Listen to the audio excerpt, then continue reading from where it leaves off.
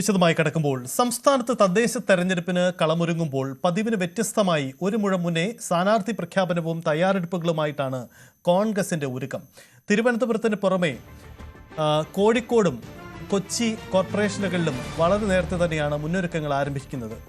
കോഴിക്കോട് കോർപ്പറേഷനിൽ മേയർ സ്ഥാനാർത്ഥികളെ അടക്കം നിശ്ചയിച്ചു കഴിഞ്ഞു. കോഴിക്കോട് PM നിയാസ് ആയിരിക്കും കോൺഗ്രസിന്റെ മേയർ സ്ഥാനാർത്ഥി. കൊച്ചി കോർപ്പറേഷനിൽ ദീപ്തി മേരി വർഗീസ്, മിനിമോൾ, VK എന്നിവരെ മുൻനിർത്തിയാവും നീക്കങ്ങൾ. എന്താണ് സുപ്രധാനമായ കോൺഗ്രസിന്റെ നീക്കങ്ങളാണ്. തദ്ദേശ തെരഞ്ഞെടുപ്പ് എന്ന സുപ്രധാന ഘട്ടം കോൺഗ്രസിന് മുന്നിലുണ്ട്. അതുകൊണ്ട് തന്നെ തിരുവനന്തപുരത്ത് നമ്മൾ കണ്ടതാണ് KS ശബരിനാഥൻ എന്ന മുൻ MLA മുൻനിർത്തി തിരുവനന്തപുരം കോർപ്പറേഷനിൽ കോൺഗ്രസ് പോരടിക്കാൻ ഒരുങ്ങുന്നു. 48 സ്ഥാനാർത്ഥികളെ പ്രഖ്യാപിച്ച് അവർ കളത്തിൽ ഇറങ്ങിക്കഴിഞ്ഞു. ആ തരത്തിൽ കോൺഗ്രസിന് മുന്നൊരുക്കം. സമാനമായ നീക്കം കോഴിക്കോടും ഒപ്പം കൊച്ചിയിലും. വിശദമായി നോക്കാം. ഡാനി ഇപ്പോൾ കൊച്ചിയിൽ നിന്ന് ചേരുന്നുണ്ട്. ഡാനി, കൊച്ചിയിലെ നീക്കം ശ്രദ്ധേയമാവുന്നത് നേരത്തെ തന്നെ ഒരു മേയർ കാൻഡിഡേറ്റിനെ സംബന്ധിച്ച സൂചനകൾ പങ്കുവെച്ചുകൊണ്ട് കോൺഗ്രസ് ഒരുങ്ങുന്നു എന്നതിലാണ്. കോൺഗ്രസിൽ അത് പതിവല്ല. സാധാരണ മേയർ സ്ഥാനാർത്ഥി ഒന്നും ആരാണ് ആവുക എന്നതിൽ ഒരു പതിവ് ഉണ്ടാവാറില്ല. പക്ഷേ ഇത്തവണ വ്യത്യസ്തമാണ് ചിത്രം. എന്താണ് കൊച്ചിയിലെ ആലോചനകൾ? ദീപ്തി മേരി വർഗീസ്, ഒപ്പം മറ്റേതൊക്കെ പേരുകളാണ് മേയർ സ്ഥാനത്തേക്കുള്ള പരിഗണനകൾ വരുന്നത്? യെസ്, ഡാനിക്കൊപ്പം ദീപ്തി മേരി വർഗീസ് കൂടി ചേരുന്നുണ്ട്. യെസ് ഡാനി, എന്താണ് വിശദാംശങ്ങൾ?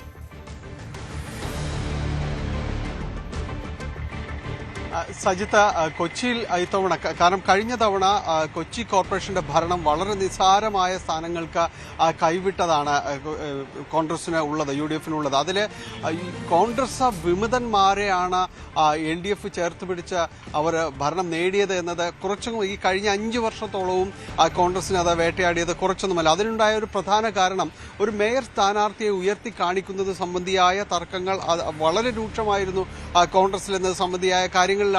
അതിലൊന്നും ഒരു സംശയമില്ല. ഇക്കുറി അതിൽ കുറച്ചെങ്കിലും മാറ്റം വരുന്നു. പ്രത്യേകിച്ച് വനിതാ സംവരണം എന്ന രീതിയിലേക്ക് കാര്യങ്ങൾ വരുമ്പോൾ കോൺഗ്രസിനെ എടുത്തു കാണിക്കാനായിട്ട്, UDF-ന് മുന്നിലേക്ക് വയ്ക്കാനായിട്ട് കോൺഗ്രസ് സ്ഥാനാർത്ഥികൾ ഇത്തവണ അതിൽ അവർക്ക് നല്ല പേരുകളുണ്ട് എന്നതാണ്. നമുക്കറിയാം, ഇവിടെ കോൺഗ്രസിന്റെ ഒരു മുഖം, വനിതാ മുഖം എന്നെല്ലാം തന്നെ വിശേഷിപ്പിക്കാവുന്ന ദീപ്തി മേരി വർഗീസ് KPCC ജനറൽ സെക്രട്ടറിയാണ്, AICC അംഗമാണ്, കഴിഞ്ഞ ടൈമിൽ കൗൺസിലറാണ്. അങ്ങനെ വളരെ സജീവമായ ഒരാളാണ്. ഒപ്പം തന്നെയാണ് അഡ്വക്കേറ്റ് മിനിമോൾ VK.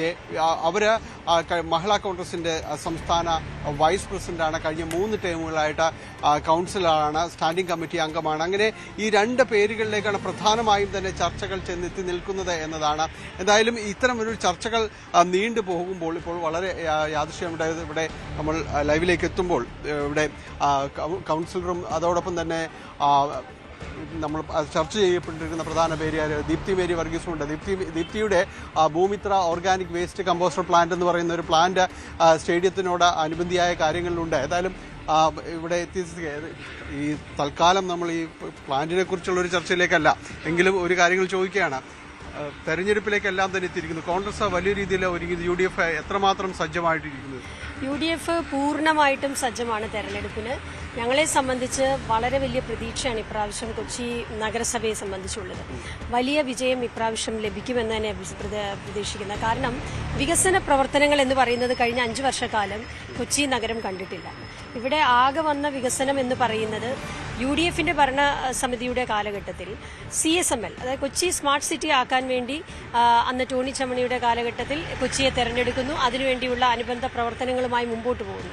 അതുമായി ബന്ധപ്പെട്ട് CSML-ന്റെ പ്രവർത്തനങ്ങൾ, ഇപ്പോൾ തന്നെ ഇവിടെ ജെറ്റിംഗ് കം സക്ഷൻ മെഷീൻ, ഇവിടെ വെള്ളക്കെട്ട് നിവാരണത്തിന് വേണ്ടി, അതെല്ലാം സ്മാർട്ട് സിറ്റിയുടെ ഭാഗമായിട്ട് ചെയ്യുന്നതല്ല. കൊച്ചി നഗരസഭ കഴിഞ്ഞ 5 വർഷമായി കാര്യമായ വികസന പ്രവർത്തനങ്ങളൊന്നും ചെയ്തില്ല എന്നുള്ളത് തന്നെ ഏറ്റവും പ്രധാനപ്പെട്ട ഒരു കാര്യമാണ്. അതുപോലെ തന്നെ ഇവിടെ വേസ്റ്റ് മാനേജ്മെന്റ് ഉൾപ്പെടെയുള്ള കാര്യങ്ങൾ, ഇപ്പോഴും ബ്രഹ്മപുരത്ത് ജൈവമാലിന്യം കെട്ടിക്കിടക്കുകയാണ്. അതിനൊരു പരിഹാരം പൂർണ്ണമായും ചെയ്യാൻ കഴിഞ്ഞിട്ടില്ല. ഇതെല്ലാം രാഷ്ട്രീയമായിട്ട് ഉയർത്തിക്കൊണ്ടുവരുന്നതിൽ കോൺഗ്രസ് വിജയിച്ചിരിക്കുന്നത് തന്നെയാണോ? അതെ, വികസന പ്രവർത്തനങ്ങൾ ജനങ്ങൾക്കറിയാമല്ലോ, സാധാരണ ജനങ്ങൾ ഇത് കണ്ടുകൊണ്ടിരിക്കുകയാണല്ലോ. പിന്നെ അഴിമതി, ഏറ്റവും വലിയ അഴിമതി നടന്ന ഒരു കാലഘട്ടം കഴിഞ്ഞ 5 വർഷക്കാലം. എത്രയോ ഉദ്യോഗസ്ഥന്മാരെ സസ്പെൻഡ് ചെയ്യേണ്ടി വന്നിട്ടുണ്ട് ഈ വൈറ്റില സർക്കിളിലും ഒക്കെ ഈ അടുത്ത ദിവസങ്ങളിൽ. അപ്പോൾ അഴിമതിയും അതിനോടൊപ്പം വികസന പ്രവർത്തനം കാര്യമായി നടത്താത്ത ഒരു കാലഘട്ടമായിരുന്നു. ഏതായാലും ഇതിലിപ്പോൾ തെരഞ്ഞെടുപ്പ് പ്രഖ്യാപിക്കാനുള്ള ഒരുക്കങ്ങളിലേക്കെല്ലാം തന്നെ കഴിയുമ്പോൾ പ്രധാനമായിട്ട് തന്നെ വനിതാ സംവരണം അടക്കമുള്ള കാര്യങ്ങളിലേക്ക് വന്ന് കൊച്ചി വനിത നയിക്കുമെന്ന് പറയുന്നു. അതിൽ കോൺഗ്രസിലെ UDF അധികാരത്തിലേക്ക് വരുമ്പോൾ അതിലേറ്റവും പറയുന്ന ഒരു പേരുകാരിൽ ഒരാൾ ഏറ്റവും പ്രധാനപ്പെട്ട ദീപ്തി തന്നെയാണ്. ആ രീതിയിലൊരു ചർച്ചകളിലേക്ക് അത്തരം വിഷയങ്ങളൊന്നും ചർച്ചയായിട്ടില്ല. ഇപ്പോൾ UDFന്റെ ലക്ഷ്യം എന്ന് പറയുന്നത് പരമാവധി കൗൺസിലർമാരെ വിജയിപ്പിച്ചു കൊണ്ടുവരിക എന്നുള്ളതാണ്. പാർട്ടിയെ വിജയിപ്പിക്കുക, UDFനെ വിജയിപ്പിക്കുക എന്നുള്ളതാണ്. മറ്റ് ചർച്ചകളൊന്നും തന്നെ ഇപ്പോൾ ഇല്ല. അത് വരുന്ന സമയത്ത് അതിന്റെ കോൺഗ്രസിന്റെ നേതൃത്വം, UDFന്റെ നേതൃത്വം സമയാസമയങ്ങളിൽ അത്തരം കാര്യങ്ങൾ പറയുന്നതാണ്. പാർട്ടി പറയുന്ന ഉത്തരവാദിത്തങ്ങളെല്ലാം ദീപ്തി ഏറ്റെടുത്ത ഒരു കാര്യങ്ങളാണ് ഉള്ളത്. ഇത്തവണ തീർച്ചയായിട്ടും കൗൺസിലറായി മത്സരിക്കുക എന്നുള്ളതാണ് ഇപ്പോൾ എനിക്കുള്ള ഉത്തരവാദിത്തം. അത് മത്സരിച്ച് വിജയിക്കുക എന്നുള്ള ഒരു ജോലിയിലാണ് ഇപ്പോൾ ഞങ്ങളുള്ളത്. അതിനപ്പുറമായി മറ്റൊന്നുമില്ല. ഇത്രയും നാളത്തെ പ്രവർത്തനങ്ങൾ കണ്ടില്ല എന്ന് നടിക്കില്ല എന്നൊരു വിശ്വാസമുണ്ട്. അല്ല, പാർട്ടി ഞാൻ പാർട്ടിയോടൊപ്പവും പാർട്ടി എന്നോടൊപ്പവുമാണ് എല്ലാ കാലത്തും. അപ്പോൾ പിന്നെ അതിൻ്റെ അകത്ത് പ്രത്യേകിച്ച് അങ്ങനെയൊന്നും പറയില്ല. എന്താണോ പാർട്ടിയുടെ തീരുമാനം, അതിനപ്പുറമായി ഒന്നും പറയാനില്ല. ഇപ്പോൾ കൗൺസിലർമാർ വിജയിച്ചു വരിക എന്നത് മാത്രമായിരിക്കും UDFന്റെ ലക്ഷ്യം. അതിൽ നമുക്ക് ഇത്തവണ അതിലൊരു ആത്മവിശ്വാസമുണ്ട്. കൂടുതൽ പേര് കഴിഞ്ഞ തവണത്തെ പോലെ ഒരു പ്രതിസന്ധിയിലേക്ക് കഴിഞ്ഞ തവണ വളരെ ചെറിയ വ്യത്യാസം എന്ന് പറയുന്നത് തന്നെ 3 വിമതരുടെ ഒരു ഭൂരിപക്ഷം കൊണ്ടാണ് ഭരണം കിട്ടിയത് തന്നെ. അല്ലാതെ ഒരു വലിയ തമ്പിങ് മജോറിറ്റി ഒന്നും ഇടതുപക്ഷത്തിന് ലഭിച്ചിട്ടില്ല. കാരണം അതിനു മുമ്പുള്ള 10 വർഷക്കാലം ധാരാളം വികസന പ്രവർത്തനങ്ങൾ നടന്നു. അപ്പോൾ അതുകൊണ്ട് തന്നെ കഴിഞ്ഞ പ്രാവശ്യം വന്ന ആ ഒരു പ്രശ്നങ്ങളെല്ലാം പരിഹരിച്ചുകൊണ്ട് വിമത പ്രശ്നങ്ങളൊന്നുമില്ലാതെ തന്നെ സീറ്റ് വിഭജനം നടക്കും. ഉത്തരവാദിത്തം ഏറ്റെടുത്തിരിക്കുന്നത് ഞങ്ങൾ എപ്പോഴും പറയാറുള്ള പോലെ UDFന് ഏറ്റവും പ്രഗത്ഭനായ ഇലക്ഷൻ എഞ്ചിനീയറിംഗ് നടത്തുന്ന പ്രതിപക്ഷ നേതാവാണ്. ശ്രീ VD സതീഷിന്റെ നേതൃത്വത്തിലാണ് കൊച്ചി നഗരസഭ ഈ തെരഞ്ഞെടുപ്പിനെ നേരിടുന്നത് എന്ന് തന്നെ ഏറ്റവും വലിയൊരു പ്രതീക്ഷയായിട്ടാണ് ഞങ്ങൾ സംഘടനയ്ക്കകത്തുള്ള എല്ലാവരും കാണുന്നത്. വിമതന്മാരെ ഒരുമിച്ച് നിർത്താൻ, കോൺഗ്രസ് വിമതന്മാരെ ഒരുമിച്ച് നിർത്താൻ ഇടതുമുന്നണിക്കാണ് കഴിഞ്ഞത്. ഇത്തവണ വിമതരെ മാറ്റി നിർത്തിക്കൊണ്ട് മുന്നോട്ട് പോകാൻ കഴിയുമെന്ന് തന്നെയാണ്. അല്ല, വിമതരുണ്ടാവാതിരിക്കുക എന്നുള്ളതാണല്ലോ. അപ്പം അതുകൊണ്ടാണ് ഞാൻ പറഞ്ഞത്, ഏറ്റവും ഉത്തരവാദിത്തപ്പെട്ട കേരളത്തിന്റെ പ്രതിപക്ഷ നേതാവ് തന്നെ കൊച്ചി നഗരസഭ തിരിച്ചുപിടിക്കാൻ നേതൃത്വം നൽകിയാണ്. ഞങ്ങളെല്ലാം അദ്ദേഹത്തോടൊപ്പം ഉണ്ട്. പ്ലാന്റ് വിഷയങ്ങളിലേക്ക് നമ്മൾ വരാം ഒരു മിനിറ്റ്. ഇതിൽ അപ്പോൾ ദീപ്തിക്ക് പറയാവുന്ന ഭാഷയിൽ ദീപ്തി അവരെ കാര്യങ്ങൾ വ്യക്തമാക്കുന്നുണ്ട്, ആ പരിമിതികളിൽ നിന്നുകൊണ്ട്. ഏതായാലും വനിതാ മേയർ എന്ന രീതിയിലേക്ക് അത് കഴിഞ്ഞ നാളുകൾ കൊണ്ട് തന്നെ നിന്നിരിക്കുന്നു എന്നത് തന്നെയാണ് ജില്ലയിലെ കോൺഗ്രസ് നേതൃത്വം ചില പേരുകൾ ഉയർത്തിക്കാട്ടുന്നതിൽ പ്രഥമ സ്ഥാനം ദീപ്തി മേരി വർഗീസിനും അതോടൊപ്പം തന്നെ നിലവിൽ കൗൺസിലറായി തുടരുന്ന സ്റ്റാൻഡിംഗ് കമ്മിറ്റി അംഗമായിരുന്ന VK മിനിമോൾ അടക്കമുള്ളവരുടെ പേരുകളെല്ലാം തന്നെ പരിഗണനയിലേക്കെല്ലാം തന്നെ വരുന്നുണ്ട്. ഏതായാലും അത്തരം ചർച്ചകൾ ഒരു ഭാഗത്ത് വളരെ സജീവമായിട്ട് തന്നെ നടക്കുന്നു.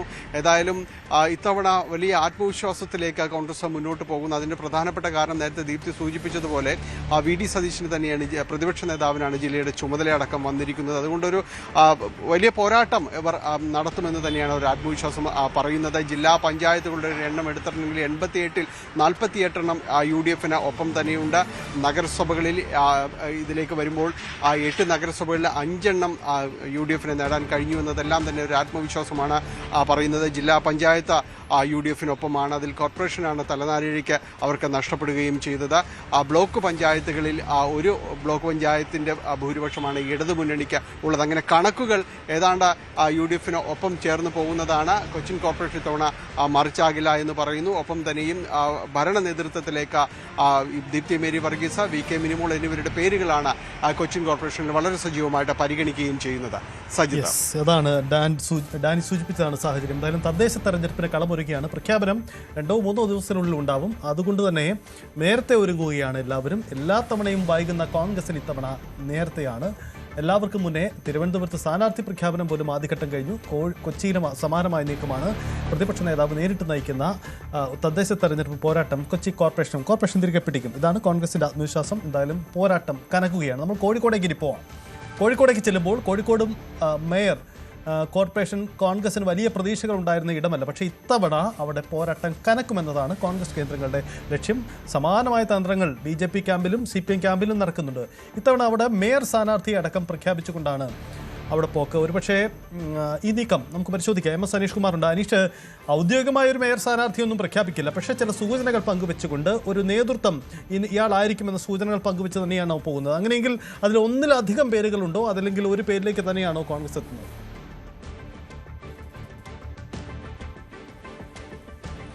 സജിത്ത് മുൻകാലങ്ങളിൽ നിന്നൊക്കെ വിഭിന്നമായി നേരത്തെ തന്നെ സ്ഥാനാർത്ഥി പ്രഖ്യാപനം നടത്തുകയാണ് ഈ തിരുവനന്തപുരത്തെ പോലെ തന്നെ കോഴിക്കോടും ലക്ഷ്യം വെക്കുന്നത്. മുസ്ലിം ലീഗുമായുള്ള ചർച്ചകൾ, ഈ സീറ്റ് വിഭജന ചർച്ചകൾ ഏതാണ്ട് അവസാന ഘട്ടത്തിലെത്തി. മുമ്പുള്ള ധാരണകൾ തന്നെയാണുള്ളത്. ഒരു സീറ്റ് തവണ അധികമുണ്ട്, 75-ൽ നിന്നും 76 ഉയർന്നിരിക്കുന്നു. അത്തരത്തിലെ ചില അവസാനവട്ട ചർച്ചകൾ കൂടി പൂർത്തിയായാൽ 2-3 ദിവസത്തിനുള്ളിൽ സ്ഥാനാർത്ഥിയെ ഔദ്യോഗികമായി പ്രഖ്യാപിക്കുമെന്നാണ് ജില്ലാ കോൺഗ്രസ് നേതൃത്വം അറിയിച്ചിരിക്കുന്നത്. തിരുവനന്തപുരത്തെ പോലെ തന്നെ ഒരാളെ മുന്നിൽ നിർത്തി തെരഞ്ഞെടുപ്പിനെ നേരിടുക എന്ന രീതിയിലേക്ക് തന്നെയാണ് കോഴിക്കോടും വരുന്നത്. ഒരുപക്ഷെ ഔദ്യോഗികമായി തന്നെ ഒരു പ്രഖ്യാപനം ഇക്കാര്യത്തിൽ ഉണ്ടാവുന്നതിനുള്ള സാധ്യതയുണ്ട്. KPCC ജനറൽ സെക്രട്ടറിയായ PM നിയാസ് ആണ് കോഴിക്കോട് കോർപ്പറേഷനിൽ UDF ടീമിനെ നയിക്കുക എന്ന് ഇതിനകം തന്നെ വ്യക്തമായി കഴിഞ്ഞിരിക്കുന്നു. അദ്ദേഹം ബേപ്പൂരിൽ നിന്നും നേരത്തെ നിയമസഭാ തെരഞ്ഞെടുപ്പിൽ മത്സരിച്ച് പരാജയപ്പെട്ട ആളാണ്. ഒപ്പം 2015 മുതൽ 20 വരെയുള്ള കൗൺസിലിൽ ചാലപ്പുറം ഡിവിഷനിൽ നിന്നും ജയിച്ച് അദ്ദേഹം കോർപ്പറേഷനിൽ ഉണ്ടായിരുന്ന ആളാണ്.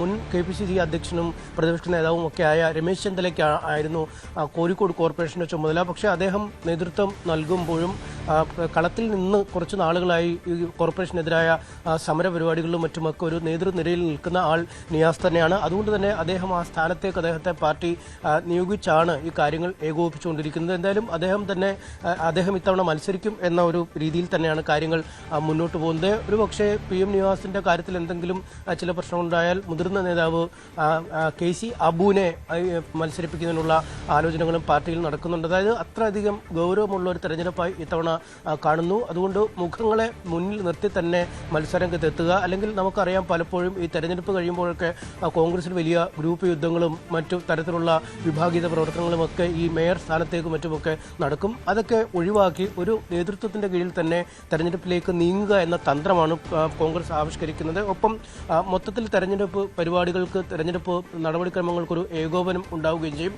എന്തായാലും കോഴിക്കോട് കോർപ്പറേഷൻ UDFനെ സംബന്ധിച്ചിടത്തോളം അത്ര എളുപ്പം ജയിച്ചു കയറാൻ പറ്റുന്ന ഒരു തദ്ദേശഭരണ സ്ഥാപനമല്ല. കാരണം കഴിഞ്ഞ 48 വർഷമായി തുടർച്ചയായി CPM ഭരിക്കുന്ന ഒരു കോർപ്പറേഷനാണ്. വലിയ രാഷ്ട്രീയ മാറ്റങ്ങളും കൊടുങ്കാറ്റുകളും ഒക്കെ വന്നപ്പോഴും അതിലൊന്നും ആടി ഉലയാതെ നിൽക്കുന്ന ഇടമാണ് കോഴിക്കോട് കോർപ്പറേഷൻ. അതുകൊണ്ട് പെട്ടെന്നൊരു മാറ്റം ഈ ഇവിടുത്തെ ഫലത്തിൽ ഉണ്ടാക്കാൻ പറ്റുമോ എന്ന ഒരു ആശങ്ക UDF ക്യാമ്പിനുണ്ട്.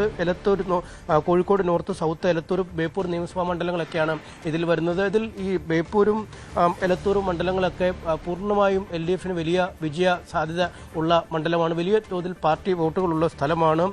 2010 ഒരു മികച്ച പ്രകടനം എന്ന രീതിയിലേക്ക് കോൺഗ്രസ് അല്ലെങ്കിൽ UDF ഇതിനു മുമ്പ് എത്തിയത്. അന്ന് 33 സീറ്റ് നേടി, അതായത് നിലവിലുണ്ടായിരുന്ന കോർപ്പറേഷൻ പരിധിയിൽ നിന്നും 33 സീറ്റോളം നേടി വലിയ നേട്ടമുണ്ടാക്കാൻ കഴിഞ്ഞെങ്കിലും പുതുതായി കൂട്ടിച്ചേർത്ത എലത്തൂരും ഈ ബേപ്പൂരും ഒക്കെ ഉൾപ്പെടുന്ന മണ്ഡലങ്ങളിലേക്ക് എത്തിയപ്പോൾ, അല്ലെങ്കിൽ ആ പരിധിയിലേക്ക് എത്തിയപ്പോൾ അവിടെ CPM വലിയ മേധാവിത്വം നേടുന്നതും വിജയിക്കുന്നതുമാണ് കണ്ടത്. അതുകൊണ്ട് വളരെ അനായാസമായ ജോലിയല്ല പാർട്ടി PM നിയാസിനെ ഏൽപ്പിക്കുന്നത്. ഒപ്പം BJPയും വലിയ ശക്തിയായി, അല്ലെങ്കിൽ കരുത്ത് വർദ്ധിപ്പിക്കുന്ന ഒരു ശക്തിയായി മാറുന്ന സാഹചര്യമുണ്ട്. കഴിഞ്ഞ 2 തവണത്തെ ഭരണസമിതിയിലും 7 അംഗങ്ങൾ വീതം BJPക്ക് ഉണ്ടായിരുന്നു. കഴിഞ്ഞ തവണ പക്ഷേ CPMന് പിന്നിലായി 22 ഇടത്ത് BJP 2ാം സ്ഥാനത്തെത്തുന്ന ഒരു സാഹചര്യമുണ്ട്. അതുകൊണ്ട് ആ 2ാം സ്ഥാനം 1ാം സ്ഥാനത്തേക്ക് മാറ്റിയാൽ ഈ കോർപ്പറേഷനിലെ സീറ്റുകളുടെ എണ്ണം വർദ്ധിക്കും. അങ്ങനെയെങ്കിൽ BJPയും കോൺഗ്രസും CPMും കോൺഗ്രസും LDFും UDFും NDAയും ഒക്കെ എന്ന രീതിയിൽ തന്നെ വരുമ്പോൾ ഒരുപക്ഷെ 10, 35 അല്ലെങ്കിൽ 30 സീറ്റൊക്കെ നേടിയാൽ ഒരുപക്ഷെ ഭരിക്കാൻ കഴിയുമെന്ന രീതിയിലേക്ക് കാര്യങ്ങൾ മാറും. എന്തായാലും കഴിഞ്ഞ കുറച്ച് മാസങ്ങളായി നിരന്തരമായ പ്രക്ഷോഭ പരിപാടികളാണ് ഭരണസമിതിക്കെതിരെ ഉള്ളത്. അഴിമതിയും ഈ മാലിന്യ പ്രശ്നങ്ങളും പാളയം മാർക്കറ്റിലെ മാറ്റവും അങ്ങനെ ഒരുപാട് വിഷയങ്ങളെ ചൊല്ലിയുള്ള സമര പരമ്പരകൾ ഇപ്പോഴും തുടർന്നുകൊണ്ടിരിക്കുകയാണ്. എന്തായാലും ഈ സമര പ്രക്ഷോഭങ്ങൾക്കെല്ലാം നേതൃത്വം നൽകിയത് നിയാസ് തന്നെയാണ്. അതുകൊണ്ട് ഏറ്റവും ഒടുവിൽ ലഭ്യമാകുന്ന വിവരമനുസരിച്ചും കോൺഗ്രസ് നേതൃത്വം തന്നെ പറയുന്നത് നിയാസ് നയിക്കും, നിയാസിന്റെ കീഴിൽ തെരഞ്ഞെടുപ്പ് രംഗത്തേക്ക് പോകും എന്നാണ്. എന്തെങ്കിലും രാഷ്ട്രീയം വിശദമായി തന്നെ നോക്കാം.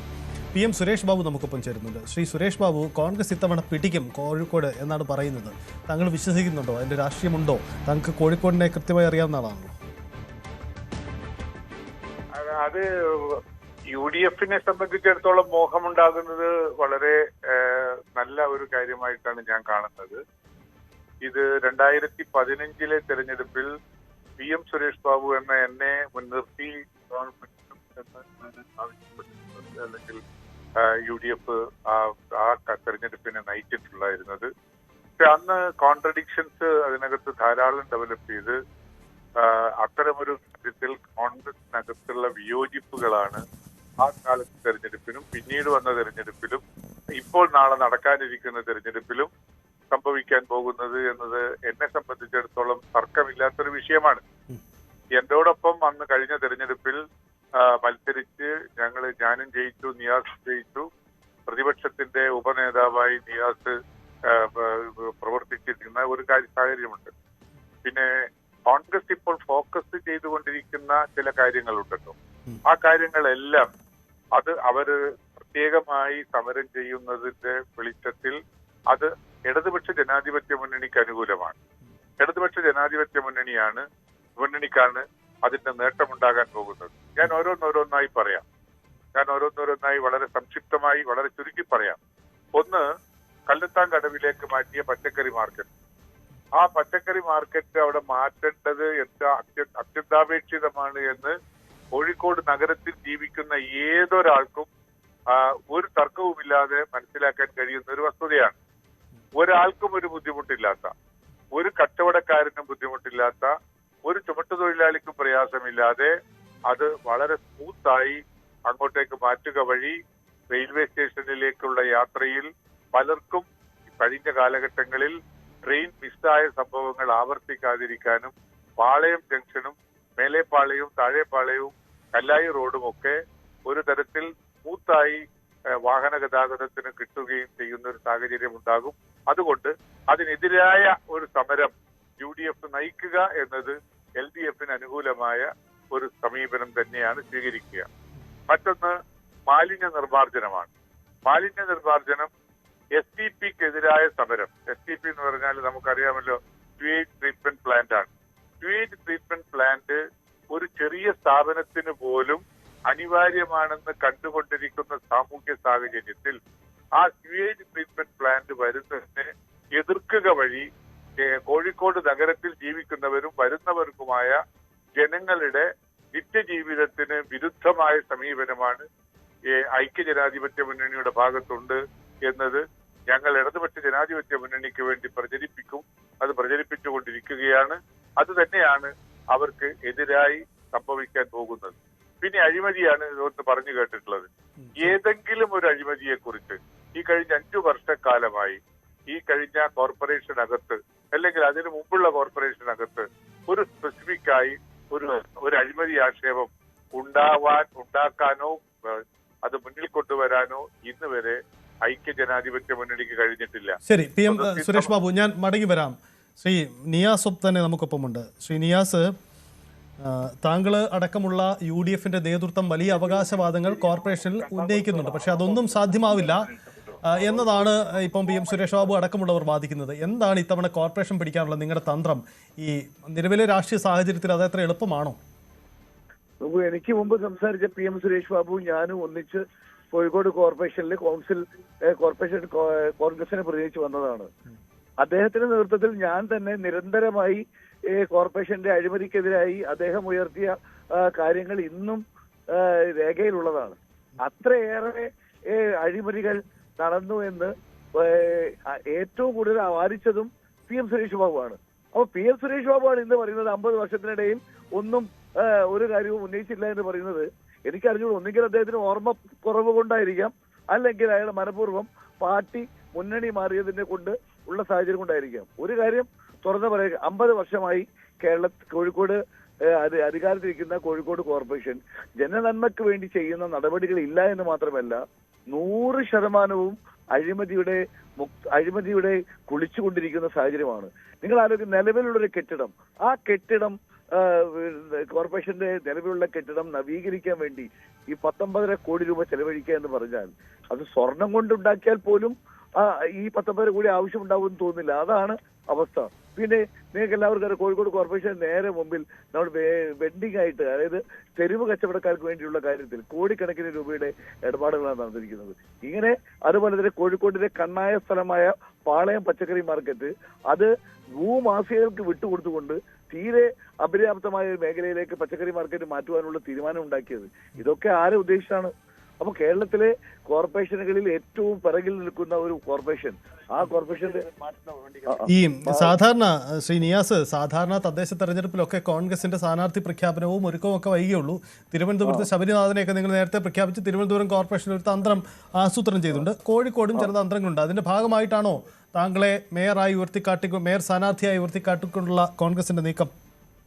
ഞങ്ങളെ ഒരിക്കലും മേയർ സ്ഥാനാർത്ഥിയായി എന്നുള്ള ആരെയും തീരുമാനിച്ചിട്ടില്ല പാർട്ടി. ഔദ്യോഗികമായി കോഴിക്കോട് അത്തരത്തിലുള്ള ചർച്ച നടന്നിട്ടുമില്ല.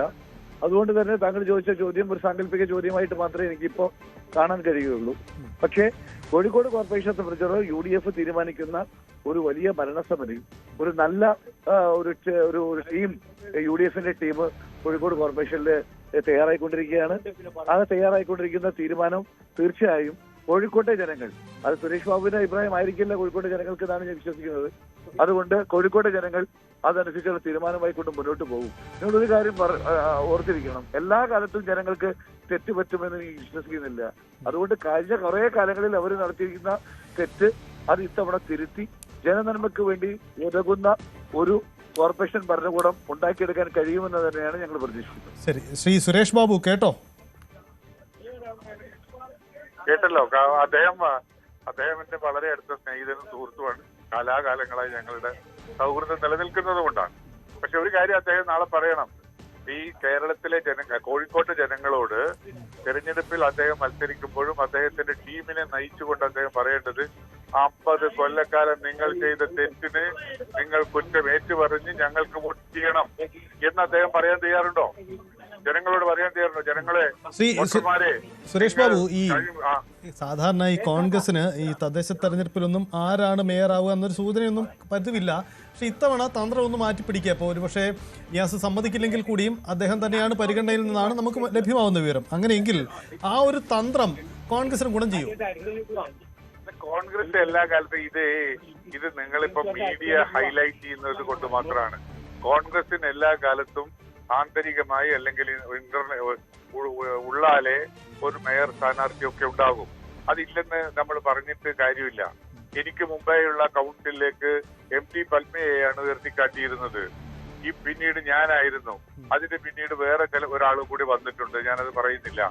പിന്നീട് ഇപ്പൊ നിയാസാണ്. നിയാസ് അത് ആ UDF സംഘത്തെ നയിക്കാൻ പ്രാപ്തനായിട്ടുള്ള ഒരു വ്യക്തിയാണ്. അതിൽ നിന്നും ഒരു തർക്കമില്ല. അദ്ദേഹത്തിന് നയിക്കാൻ കഴിയും. അദ്ദേഹത്തിന് എക്സ്പീരിയൻസ് ഉണ്ട്. ഒരു തവണ കോർപ്പറേഷൻ കൗൺസിൽ അംഗമായിരുന്നതിന്റെ അനുഭവ പരിജ്ഞാനവും അദ്ദേഹത്തിനുണ്ട്. അതിലൊന്നും എല്ലാ കാലഘട്ടങ്ങളിലും ഓരോ അവസരത്തിൽ ഓരോരോ മേയർ സ്ഥാനാർത്ഥികൾ ഉള്ളിലുണ്ടായിരുന്നു. അത് നേരത്തെ പറയാറില്ല എന്ന് മാത്രമേ ഉള്ളൂ. ഇപ്പോഴും പറഞ്ഞിട്ടില്ല. തിരുവനന്തപുരത്ത് ശബരിനാഥ് മേയർ സ്ഥാനാർത്ഥിയാണെന്നല്ല പറഞ്ഞത്. ശബരിനാഥ് KPCC ജനറൽ സെക്രട്ടറിയും മുൻ MLA-യുമായിട്ടുള്ള ആള് വരെ ഞങ്ങൾ നിർത്തിയിരിക്കുന്നു എന്ന് പറഞ്ഞപ്പോ നമുക്ക് വായിച്ചെടുക്കാൻ കഴിയുന്നതാണ്. ഇവിടെ പ്രബലമായ KPCC നേതൃത്വത്തിലുള്ള ശ്രീ നിയാസ് സ്ഥാനാർത്ഥിയാകുമ്പോ നമുക്കെല്ലാവർക്കും വായിച്ചെടുക്കാം അദ്ദേഹമായിരിക്കും എന്നുള്ളത്. ഈ തന്ത്രങ്ങളുടെ ഭാവം കൊണ്ടല്ല, ജനങ്ങളുടെ ഇടയിൽ ലോക്കലായി എത്തിച്ചേരാൻ കഴിയുന്ന എത്ര കോൺസ്റ്റിറ്റ്യുവൻസി ഉണ്ട്, 76 കോൺസ്റ്റിറ്റ്യുവൻസിക്കകത്ത് 76 വാർഡുകൾക്കകത്ത് എത്രത്തോളം ഉണ്ട് എന്ന് നിയാസിനും എനിക്കും ഒരുപോലെ അറിയുന്നതാണ്. അതുകൊണ്ടാണ് ഞാൻ പറഞ്ഞത്. അതിലൊന്നും തർക്കമില്ല. നിയാസിന്റെ ജയം ഉണ്ടാകുന്നതിലൂടെ എനിക്ക് സന്തോഷമേ ഉള്ളൂ. അത് 76 എണ്ണത്തില് എവിടെയൊക്കെ UDFന് വേരോട്ടമുള്ള സ്ഥലങ്ങളുണ്ട് എന്നത് നമ്മൾക്കൊരു പരിശോധന ഡിസംബർ അവസാനം നടത്താം. ശരി, വളരെ നന്ദി PM സുരേഷ് ബാബു, PM നിയാസ് പ്രതികരിച്ചതിന്. അനീഷ്, സമീപകാലത്ത് UDF കോൺഗ്രസ് നടത്തിയ പ്രധാനപ്പെട്ട പ്രക്ഷോഭ പരിപാടികളെല്ലാം കോഴിക്കോട് കേന്ദ്രീകരിച്ചായിരുന്നു. താമരശ്ശേരിയിലെ ഫ്രഷ് കട്ട് ഏറ്റവും ഒടുവിൽ വന്ന കോഴിക്കോട് നിന്നുള്ളൊരു വാർത്തയാണ്. അവിടെ കഴിഞ്ഞ ദിവസങ്ങളിൽ ഒരു സഹകരണ ബാങ്ക് തെരഞ്ഞെടുപ്പുമായി ബന്ധപ്പെട്ട് അവിടെ കോൺഗ്രസ് നടത്തിയ രാഷ്ട്രീയ നീക്കങ്ങൾ നമ്മൾ കണ്ടതാണ്. ഏറ്റവും ഒടുവിൽ ഷാഫി പറമ്പിലുമായി ബന്ധപ്പെട്ട വിവാദങ്ങളുടെ എല്ലാം അടിസ്ഥാനം ഇതാണ്. സ്വാഭാവികമായും സംസ്ഥാന വിഷയങ്ങളാണെങ്കിൽ കൂടിയും ഇത് കോർപ്പറേഷൻ തെരഞ്ഞെടുപ്പിലും വലിയ രീതിയിൽ പ്രതിഫലിക്കും. ഈ രാഷ്ട്രീയ സാഹചര്യങ്ങളൊക്കെ വോട്ടാക്കുക എന്ന കോൺഗ്രസിന്റെ തന്ത്രം കൂടി ഇതിന്റെ ഭാഗമായി വരുന്നുണ്ടോ?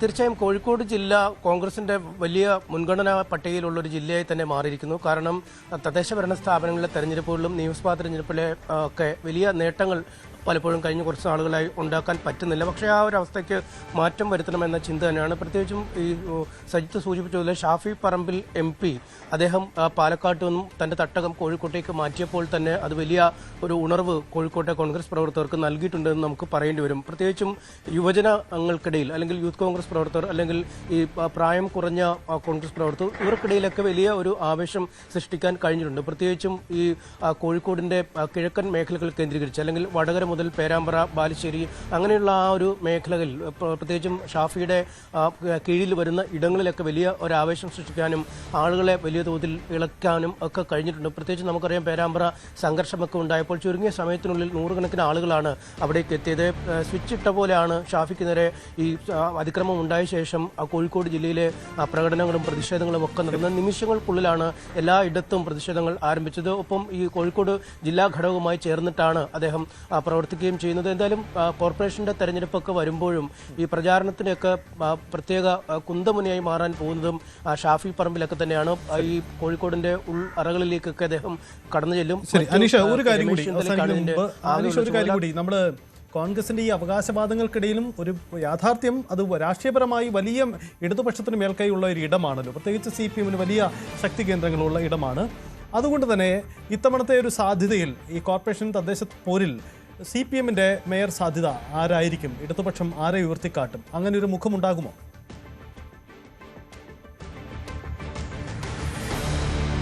തീർച്ചയായും അങ്ങനെ ഒരു മുഖം ഉണ്ടാവും എന്ന് തന്നെയാണ് നമുക്ക് പറയാൻ കഴിയുന്നത്. പക്ഷേ CPMന്റെ ഒരു സംഘടനാ ശൈലി വെച്ചത് നേരത്തെ പറയുകയില്ലെങ്കിൽ പോലും ഈ കോൺഗ്രസിന് സീറ്റ് വിജയിപ്പിച്ചെടുക്കുക എന്നത് അങ്ങേയറ്റം ദുഷ്കരമാണ്. കാരണം ഇപ്പോൾ തന്നെ 49 ആളുകളുണ്ട് LDFന്. അതിൽ 46 പേരും 50 പേരിൽ 46 പേരും CPMന്റെ ആളുകളാണെന്ന് പറയുമ്പോൾ തന്നെ നമുക്ക് ഊഹിക്കാം 18 പേരാണ് UDFന് ആകെയുള്ളത്, 7 പേര് പ്രതിപക്ഷത്തും. അതായത് പ്രതിപക്ഷത്തുള്ളതിന്റെ 20ഓളം ആളുകളുടെ എണ്ണ കൂടുതൽ CPMന് മാത്രമുണ്ട്. അത്രമാത്രം അപ്രമാദത്തുള്ള ഒരു സ്ഥലമാണ്. ഇത്തവണ ബീന ഫിലിപ്പ് ആയിരുന്നു മേയറായിരുന്നത്.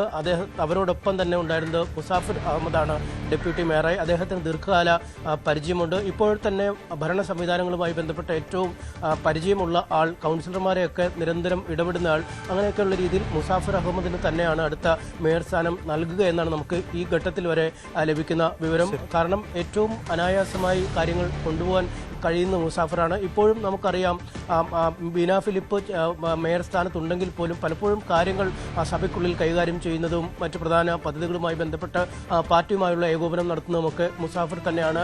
പാർട്ടിയുടെ ജില്ലാ സെക്രട്ടേറിയറ്റ് മെമ്പർ കൂടിയൊക്കെയാണ്. അതുകൊണ്ട് മുസാഫറിന് തന്നെയാണ് നിലവിൽ സാധ്യത. ഇനി മറ്റ് ചിലയിടങ്ങളിലൊക്കെ പരീക്ഷിക്കുന്ന പോലെ ഒരു യുവ മുഖത്തിനും മറ്റുമൊക്കെ നൽകാനുള്ള സാധ്യത ഉണ്ടെങ്കിൽ മാത്രമാവും പുതിയൊരാളിലേക്ക് പാർട്ടി നീങ്ങുക. മറിച്ചാണെങ്കിൽ മുസാഫറിന് തന്നെയാണ് ഏറ്റവും അധികം സാധ്യത. നിലവിൽ മുസാഫറിനെ കേന്ദ്രീകരിച്ച് തന്നെയാണ് കാര്യങ്ങൾ മുന്നോട്ട് പോകുന്നത്. യെസ്, അതാണ് കോഴിക്കോട്ടെ തന്ത്രങ്ങൾ. എന്തായാലും CPMന്റെ ശക്തി കേന്ദ്രത്തിൽ ഇത്തവണ പുതിയൊരു പരീക്ഷണത്തിന് കോൺഗ്രസ് ഒരുങ്ങുന്നു, നേരത്തെ ഒരുങ്ങുന്നു. മേയർ സ്ഥാനാർത്ഥിയെ നേരത്തെ തന്നെ പ്രഖ്യാപിച്ചുള്ള കോൺഗ്രസിന്റെ ഒരുക്കമാണ്. എന്താണ് കോഴിക്കോട് സംഭവിക്കാൻ പോകുന്നത്? ശക്തിയേറിയ വാശിയേറിയ പോരാട്ടം തന്നെയായിരിക്കും കോഴിക്കോട്. തിരുവനന്തപുരത്തേക്ക് വീണ്ടും വരുമ്പോൾ തിരുവനന്തപുരത്ത് നേരത്തെ തന്നെ 48 സ്ഥാനാർത്ഥികളെ കോൺഗ്രസ് പ്രഖ്യാപിച്ചു കഴിഞ്ഞു. തിരുവനന്തപുരം നഗരസഭയിലെ മുട്ടട വാർഡ് പിടിക്കാൻ 24 വയസ്സുള്ള KSU നേതാവിനെയാണ് കോൺഗ്രസ് ഇറക്കിയിരിക്കുന്നത്. നിയമവിദ്യാർത്ഥിനിയായ വൈഷ്ണവ സുരേഷിന്റെ പ്രചരണം ആരംഭിച്ചു കഴിഞ്ഞു.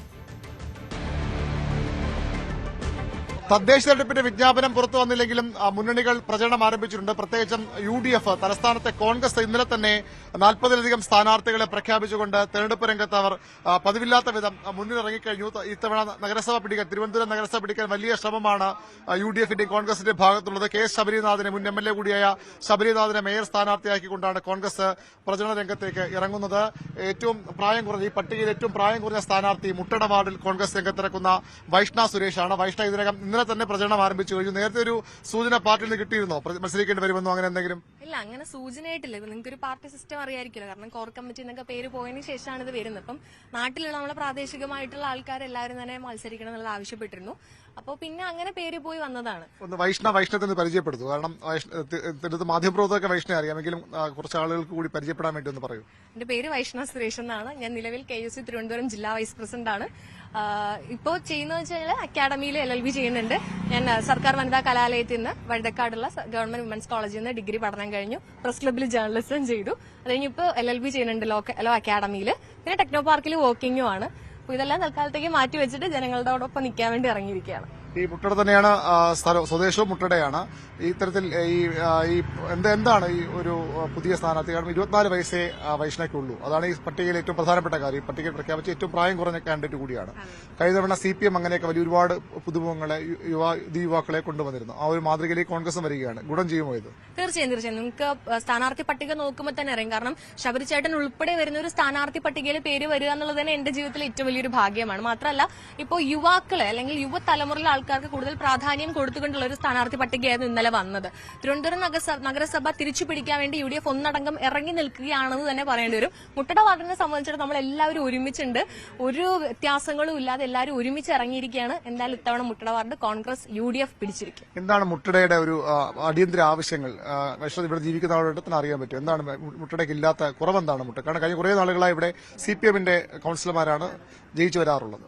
ഇപ്പൊ നിങ്ങൾക്ക് നോക്കിയാൽ തന്നെ അറിയാം, പ്രാദേശികമായിട്ടുള്ള ഒരു ആവശ്യം എന്ന് പറഞ്ഞു കഴിഞ്ഞാൽ മെയിൻ റോഡുകളെല്ലാം തന്നെ ടാറിട്ടിട്ടുണ്ട്. പക്ഷെ സബ് റോഡുകൾ ഒന്നും ചെയ്തിട്ടില്ല. ഇപ്പോഴും കുണ്ടും കുഴിയായിട്ട് കിടക്കുകയാണ്. നമ്മുടെ സാധാരണക്കാരായ ജനങ്ങൾ ജീവിക്കുന്നതും താമസിക്കുന്നതും യാത്ര ചെയ്യുന്നതും എല്ലാം ഈ സബ് റോഡുകൾ വഴിയാണ് കൂടുതലും. കാരണം അവരുടെ വീട്ടുമുറ്റം ഇറങ്ങിക്കഴിഞ്ഞാൽ സബ് റോഡാണ് വരുന്നത്, മെയിൻ റോഡിലൊന്നും ആയിരിക്കില്ല. അപ്പൊ ഈ ആളുകളെ ഒട്ടും തന്നെ കൺസിഡർ ചെയ്യാത്തൊരു സാഹചര്യമാണ് നിലവിൽ മുട്ടടയ്ക്കുള്ളത്. അപ്പൊ അതിനൊരു മാറ്റം എന്തായാലും വരണം. കാരണം നമ്മളിപ്പോ വന്ന വഴികൾ തന്നെ നിങ്ങൾക്കറിയാം, ഇടവഴികൾ നോക്കിക്കഴിഞ്ഞാൽ ഫുള്ള് കുണ്ടും കുഴിയും ചരളും ഒക്കെ ആയിട്ട് കിടക്കുകയാണ്. അപ്പൊ തെന്നി വീഴാം ആൾക്കാർ, അല്ലെങ്കിൽ ആക്സിഡന്റ് സംഭവിക്കാം. അപ്പൊ ഇതൊന്നും ആരും കൺസിഡർ ചെയ്യുന്നില്ല, ആരും മനസ്സിലാക്കുന്നില്ല എന്നുള്ളതാണ്. അപ്പൊ അതിനൊരു മാറ്റം വരണം. പിന്നെ വെള്ളത്തിന്റെ ബുദ്ധിമുട്ടുകളുണ്ട്. ഡ്രെയിനേജ് ഉണ്ടെങ്കിൽ പോലും പല സ്ഥലങ്ങളിലും അത് പ്രോപ്പറായിട്ടല്ല, ഡ്രെയിനേജ് ഇല്ലാത്ത സ്ഥലങ്ങളുണ്ട്. അപ്പൊ ഇതെല്ലാം ഒരു മാറ്റം വരണം എന്നാണ് ആഗ്രഹം. ഒരുപാട് സ്വകാര്യ വിദ്യാഭ്യാസ സ്ഥാപനങ്ങൾ, അക്കാഡമികളൊക്കെ ഉള്ള സ്ഥലമാണ്. IAS കോച്ചിങ് അടക്കമുള്ള നിരവധി അക്കാഡമിയുള്ള സ്ഥലമാണ്.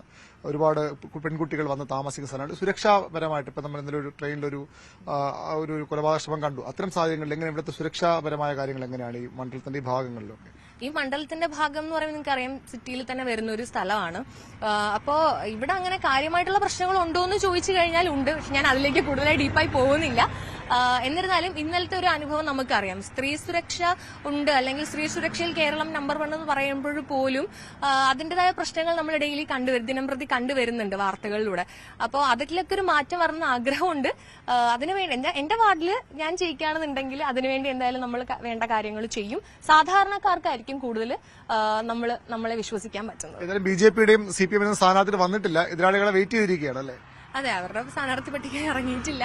നമ്മൾ അങ്ങനെ നോക്കുന്നില്ല. നമുക്ക് ആൾക്കാരിലേക്ക് കൂടുതൽ എത്താൻ പറ്റുന്ന തരത്തിലേക്കാണ് നമ്മുടെ മൂവ്മെന്റ്. അതുതന്നെയാണ് പരമാവധി ആളുകളെ നേരിട്ട് കാണാൻ ഇനി സമയമുണ്ട്. 1 മാസത്തോളമുണ്ട് തെരഞ്ഞെടുപ്പിന്. വൈഷ്ണ തെരഞ്ഞെടുപ്പ് പ്രചാരണത്തിലാണ്. ജോലി ഒരുപക്ഷെ കുറച്ച് ദിവസത്തേക്ക് മാറ്റി വെക്കേണ്ടി വരും. ജോലി ചെയ്യുന്നു, അതിനൊപ്പം പഠിക്കുന്നു, ജേർണലിസവും പഠിച്ചിട്ടുണ്ടെന്ന് പറയുന്നു. ഏതായാലും അത്തരത്തിൽ നിയമവും ജേർണലിസവും ഒക്കെ പഠിച്ച് ജോലി ചെയ്യുന്ന ഒരു കുട്ടിയാണ്, പെൺകുട്ടിയാണ്. അതുകൊണ്ട് തന്നെ ആളുകളെ വളരെ വേഗം കണ്ട് അവരിലേക്ക് എത്താനുള്ള ശ്രമത്തിലാണ് വൈഷ്ണയുള്ളത്. ഏതായാലും തെരഞ്ഞെടുപ്പ് പ്രചരണരംഗത്ത് സജീവമായി കഴിഞ്ഞു UDF, കോൺഗ്രസ്. പ്രത്യേകിച്ചും ഈ മുട്ടട വാർഡിൽ തിരിച്ചുപിടിക്കാൻ, വാർഡ് ദീർഘനാൾ ശേഷം തിരിച്ചുപിടിക്കാനാണ് വൈഷ്ണയുടെയും കോൺഗ്രസിന്റെയും ശ്രമം. ഔദ്യോഗിക പ്രഖ്യാപനം വരുന്നതിന് മുമ്പേ മലപ്പുറത്തെ പല വനിതാ സ്ഥാനാർത്ഥികളും പ്രചരണ രംഗത്ത് സജീവമായി കഴിഞ്ഞിട്ടുണ്ട്. അങ്ങാടിപ്പുറം 20ാം വാർഡായ പുത്തനങ്ങാടിയിലെ സ്ഥാനാർത്ഥി C. ഹാജിറ ഹുസൈൻ വാർഡ് നിലനിർത്താനാകുമെന്ന ആത്മവിശ്വാസത്തിലാണ് ഇത്തവണയും പോരാട്ടത്തിലിറങ്ങുന്നത്. തദ്ദേശ തെരഞ്ഞെടുപ്പ് പ്രഖ്യാപിക്കുന്നതിന് മുൻപേ പലയിടത്തും തെരഞ്ഞെടുപ്പ് പ്രചരണം ചൂടുപിടിച്ചു കഴിഞ്ഞിരിക്കുന്നു. നമ്മൾ നിൽക്കുന്നത് അങ്ങാടിപ്പുറം പഞ്ചായത്തിലാണ്. പഞ്ചായത്തിലെ 20ാം വാർഡിൽ പുത്തനങ്ങാടിയിലാണ് നിൽക്കുന്നത്. ഇവിടെ ഹാജിറ ഹുസൈൻ ചോലയിലാണ് ഇത്തവണത്തെ ഇവിടുത്തെ സ്ഥാനാർത്ഥി. കഴിഞ്ഞ ദിവസമാണ് അവരുടെ സ്ഥാനാർത്ഥിത്വം പ്രഖ്യാപിച്ചത്. ഇപ്പോൾ ആദ്യത്തെ പ്രചരണത്തിൻ്റെ സമയത്താണ് അവരുടെ കൂടെ മുൻ മെമ്പർ, അതായത് ഇപ്പോഴത്തെ മെമ്പറായിട്ടുള്ള അൻവർ കൂടെയുണ്ട്. എന്താണ് ഇത്തവണത്തെ ഒരു പ്രതീക്ഷയൊക്കെ? പ്രതീക്ഷ ഭൂരിപക്ഷത്തിൽ വിജയിക്കും തന്നെ. കഴിഞ്ഞ പ്രാവശ്യത്തെ ഭരണസമിതി നമ്മളെ ജനങ്ങൾക്കും വാർഡിനും രാഷ്ട്രീയം നോക്കാതെ എല്ലാ വികസനവും കൊണ്ടുവന്നതാണ്. അതേപോലെ തന്നെ നമ്മളെ അൻവർ നമ്മളിവിടുത്തെ വാർഡ് മെമ്പറാണ്. ഏറ്റവും കൂടുതൽ ഭൂരിപക്ഷത്തിൽ വിജയിച്ചും ചെയ്തിട്ടുണ്ട്. വികസനം നല്ലവണ്ണം കൊടുന്ന് കാഴ്ചവെച്ച ഒരാളാണ് അൻവർ സാദത്ത്. അതേപോലെ കൂടുതൽ അതിൻ്റെ തുടർച്ചയായിട്ട് പോകണമെന്നാണ് എൻ്റെ. സിറ്റിംഗ് സീറ്റ് ആയതുകൊണ്ട് വേറെ ആശങ്കകളൊന്നുമില്ല അല്ലേ? ഇല്ല, അങ്ങനത്തെ ഇല്ല. കഴിഞ്ഞ പ്രാവശ്യം അതിൻ്റെ മുമ്പ് ഉണ്ടായത് കഴിഞ്ഞ 15 മുതൽ 20 വരെയല്ലേ മെമ്പറായിരുന്നതാണ്. അതുകൊണ്ട് പ്രശ്നമൊന്നുമില്ല. എങ്ങനെയാണ് നേരത്തെ തന്നെ സ്ഥാനാർത്ഥികൾ പ്രഖ്യാപിക്കാനുള്ള കാരണം എന്താ ഈ വാർഡിൽ? ഈ വാർഡ് UDFന്റെ സിറ്റിംഗ് സീറ്റാണ്. പിന്നെ കഴിഞ്ഞ 5 വർഷക്കാലം അതിനു മുൻപും ഈ വാർഡിൽ വളരെയധികം വികസനങ്ങൾ നടത്തിയിട്ടുണ്ട്. നമ്മൾ വികസന പ്രവർത്തനങ്ങൾ എല്ലാ വാർഡിൻ്റെ എല്ലാ മുക്കുമൂലകളിലും തൊട്ടറിഞ്ഞ വികസനമാണ് നടത്തിയിട്ടുള്ളത്. അതുപോലെ പഞ്ചായത്തിലുള്ള ആനുകൂല്യങ്ങളും വ്യക്തിഗത ആനുകൂല്യങ്ങൾ, ബ്ലോക്ക് പഞ്ചായത്ത്, ജില്ലാ പഞ്ചായത്ത്, MLA തുടങ്ങിയ എല്ലാവിധ വിഭാഗങ്ങളെയും കോർത്തിണക്കി ഈ വാർഡിൽ പരമാവധി വികസനം നമ്മൾ എത്തിച്ചിട്ടുണ്ട്. അത് ഈ വാർഡിലെ ജനങ്ങൾ അതിൽ സംതൃപ്തരാണ്. അവർ അടുത്ത ഒരു മെമ്പറെ ഹാജറ ഹുസൈനെ വൻ ഭൂരിപക്ഷത്തിൽ വിജയിപ്പിക്കുമെന്ന് തന്നെയാണ് എൻ്റെ വിശ്വാസം. ഞങ്ങളെല്ലാം വിശ്വാസം അതാണ്. നമുക്കറിയാം, വികസനം ഒരു തുടർ പ്രക്രിയയാണ്. വികസനം ഒരിക്കലും അവസാനിക്കുന്നില്ല. വികസനം എത്ര നടന്നാലും അതിന് തുടർച്ച ആവശ്യമാണ്.